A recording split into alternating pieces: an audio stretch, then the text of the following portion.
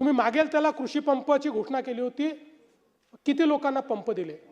मला सांगताना आनंद वाटतो की आत्तापर्यंत जी मागणी आलेली आहे त्या मागणीपैकी 85% लोकांना पंप ऑलरेडी आपण देऊन टाकले. आणि साधारणपणे आपल्याला माहिती आहे पूर्वीच्या काळात एकदा पैसे भरले की 2-2, 3-3 वर्ष पंप मिळत नव्हते. 2 महिन्यामध्ये आपण पंप त्या ठिकाणी देतो, 2 महिन्यामध्ये. आणि आता आपली गती किती आहे?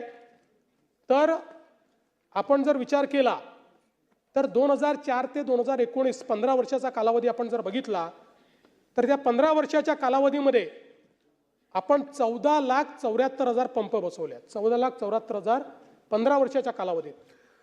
आणि 2022 ते 25 2.5-3 वर्षामध्ये आपण किती पंप बसवलेत?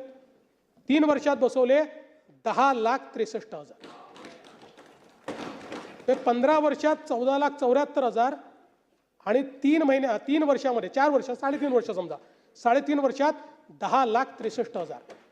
त्यामुळे आणि आपल्याला माहिती आहे आपण तर आता एका महिन्यामध्ये 50,000 पंप बसवण्याचा गिनीज बुक ऑफ वर्ल्ड रेकॉर्डमध्ये आपली नोंदणी ही त्या ठिकाणी झालेली आहे.